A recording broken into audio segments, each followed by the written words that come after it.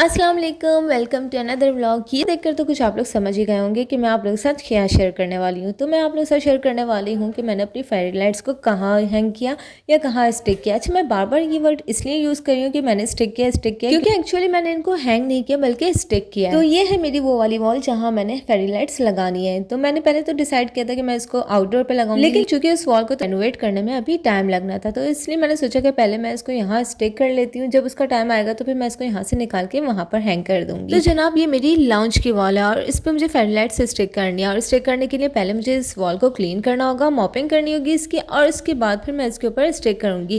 क्योंकि जब हम ऐसी सारी चीज़ें डेकोरेट कर रहे होते हैं तो इससे पहले हमें वॉल के ऊपर डस्ट वगैरह क्लियर करनी होती है, क्योंकि अगर वो लगी रह जाएगी तो फिर ये डेकोरेट होने के बाद नहीं साफ़ होगी और फिर वो गंदा सा भी लगेगा। तो इसलिए मैं इस वॉल को डस्टिंग कर रही हूँ। उसके बाद मैं इसके ऊपर मॉप करूँगी और फिर इसके बाद मैं इसके ऊपर फेरी लाइट से स्टिक करूँगी। स्टिक करने के लिए मैंने सोचा है कि मैं इसको अभी टेपिंग कर दूँगी। वो इस वजह से कि अगर मैं वॉल के ऊपर कोई स्क्रू वगैरह लगाती हूँ या कील वगैरह ठोकती हूँ तो मेरी वॉल तो ख़राब हो जानी है, क्योंकि इसके बाद मुझे इसको निकाल के बाहर आउटडोर पे लगाने का इरादा है।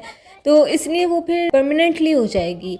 तो मैं अपनी वॉल को ख़राब नहीं करना चाहती, इसलिए मैंने थोड़े दिन के लिए इसको फेरी लाइट्स को यहीं लगाना है ताकि मेरा भी शौक पूरा हो जाए और फिर ज़ारा का भी शौक पूरा हो जाए। यहाँ आगे बढ़ने से पहले मैंने सोचा मैं आप लोगों से एक बात शेयर करूँ, और ये कि ये जो मॉप मेरे हाथ में है और मैं इससे वॉल क्लीन कर रही हूँ और ये बहुत बेस्ट इससे आप जस्ट फ्लोर मॉप ही नहीं कर सकते बल्कि आप इससे वॉल्स को भी मॉप कर सकते हैं। और जिस तरह मैं लेकर आई थी इसको, तो मैं पहले फ्लोर ही मॉप करती थी, फिर मैंने जब इसका DIY देखा तो मैंने सोचा कि यार इससे तो वॉल्स भी क्लीन हो जाती हैं। तो अब मैं इसकी यूज टू हो गई हूँ, तो मैं जस्ट वॉल्स को डस्टिंग करती हूँ और इसके बाद मैं जब वॉश करना होता है तो फिर मैं इससे थोड़ा सा सर्फ वगैरह मिला के और क्लीन करती हूँ वॉल्स को, तो बिल्कुल क्लीन हो जाती हैं। लेकिन इसके लिए ज़रूरी है कि आपका जो पेंट है वो मैट फिनिश होना चाहिए, ना कि डिस्टेंबर, क्योंकि डिस्टेंबर तो ये बिल्कुल ही अपने अंदर सारा पेंट ले लेगा।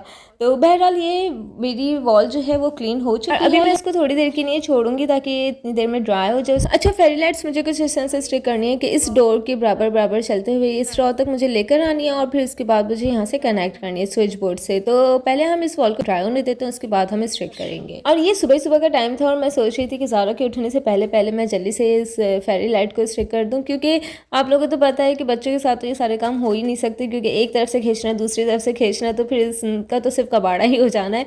तो मैं जल्दी हाथ चलाने की कोशिश कर रही थी और अकेले होने की वजह से मुझे बहुत प्रॉब्लम हो रही थी, इसलिए मैंने अपने गैस लैम्प में इसको जो है फंसाया हुआ है और मैं इसको सीधा लाइन लेने की कोशिश कर रही हूँ, साथ साथ स्टिक भी करती जा रही हूँ। तो देखते हैं कि कैसी लगती है। एक्चुअली अकेले होने की वजह ये भी थी कि सुबह सुबह का टाइम था, तो ऑफिस जाने का टाइम था मेरे हस्बैंड का, तो वो इसलिए ज़्यादा मेरी हेल्प नहीं करवा पा रहे थे। लेकिन फिर भी एट लास्ट वो आए गए, उन्होंने सोचा कि तुम इतनी मुश्किल से कर रही हो तो यार मैं चलो पकड़ ही लेता हूँ। अब वो नीचे खड़े हुए पकड़ रहे थे और लेकिन मैं सोफे के ऊपर खड़ी हुई थी क्योंकि मुझे इतनी हंसी आ रही थी इस बात के ऊपर कि काफ़ी मेरे लिए ये ऊंचा हो रहा था और मुझे ऊंचा ही लगाना था, क्योंकि मैं बच्चों की वजह से इसको थोड़ा सा ऊंचा रखना चाह रही थी ताकि बच्चे इसको खींच ना लें, क्योंकि इसके वायर्स हम बहुत ज़्यादा सेंसिटिव हैं। अगर वायर वगैरह खींच जाता है ना तो ये पूरी ख़राब हो जाती है और फिर यूज़लेस हो जाएगी। और यहाँ मज़े का सीन ये तब हुआ जब पूरी लगाने के बाद जब मैंने नीचे उतर के देखा तो ये तो बिल्कुल ही टेढ़ी जा रही थी। तो फिर मैं दोबारा से चढ़ी और मैंने इसके टेप्स वगैरह कुछ खोले और फिर इसको सीधा करने की दोबारा से कोशिश की है। तो इस चीज़ में मुझे इतना ज़्यादा टाइम लगा है, क्योंकि ज़ाहिर सी बात है कि मैं वॉल के ऊपर पेंसिल मार्किंग नहीं कर पाई थी, तो इसलिए मुझे प्रॉब्लम हो रही थी। लेकिन वो टाइम कंज्यूमिंग लग रहा था, तो मैंने सोचा मैं बस जल्दी से इसी तरह से इसको किसी तरह सीधा करने की कोशिश करूँगी।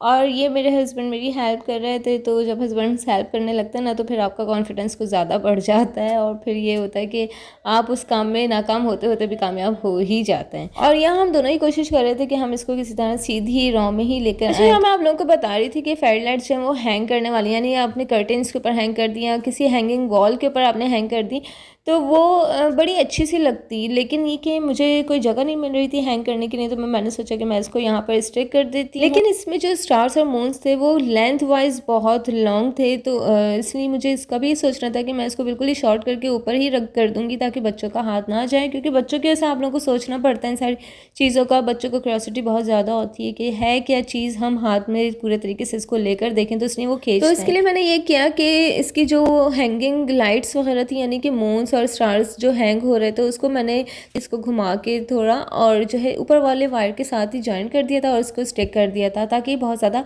हैंग ना हो। तो बस यहाँ मैं उसको ही ऊपर वाले वायर के साथ जॉइन कर रही हूँ। इसके बाद मैं इसको ऑन करके देखूंगी कि कैसी लग रही है। एक्चुअली मुझे ना रूम्स में ये शेडिंग लाइट्स वगैरह बहुत ज़्यादा पसंद है, तो इसलिए मैं इस तरह की फेरी लाइट्स और जो डिम लाइट्स होती हैं या फिर शेडिंग लाइट्स होती हैं वो मैं रखती हूँ ज़रूर, क्योंकि कभी अगर आप लोग का दिल नहीं चाह रहा कि बहुत ज़्यादा तेज़ लाइट आप लोग की आइस में पड़े या आप बहुत पीसफुल माहौल में बैठना चाह रहे हैं, तो फिर मैं लाइट्स को ऑन कर देती हूँ और फिर जो बाकी सारी एलईडी लाइट्स हैं उन सबको ऑफ कर देती हूँ, क्योंकि वो काफ़ी बार ना बहुत ज़्यादा आइस में चुभ रही होती है। और यहाँ हमारी बेटी जो है वो आ गई थी, इनकी मॉर्निंग हो गई थी, तो फिर बस मैं एंड पे ही थी। मैंने कहा नहीं, मैं जल्दी से ये काम कर लूँ, उसके बाद बस फिर मैं ज़ारा को ब्रेकफास्ट कराऊंगी।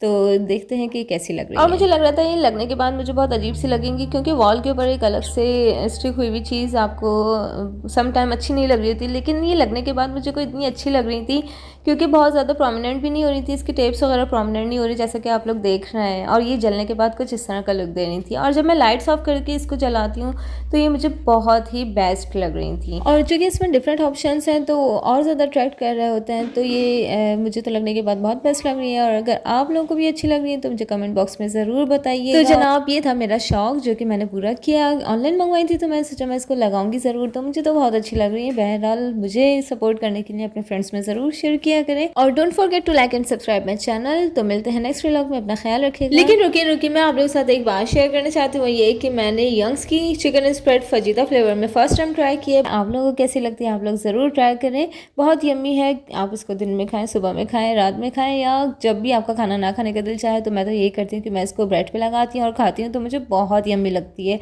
तो आप लोग भी ज़रूर ट्राई करें और मिलते हैं नेक्स्ट व्लॉग में, अपना ख्याल रखिएगा। अल्लाह हाफिज़।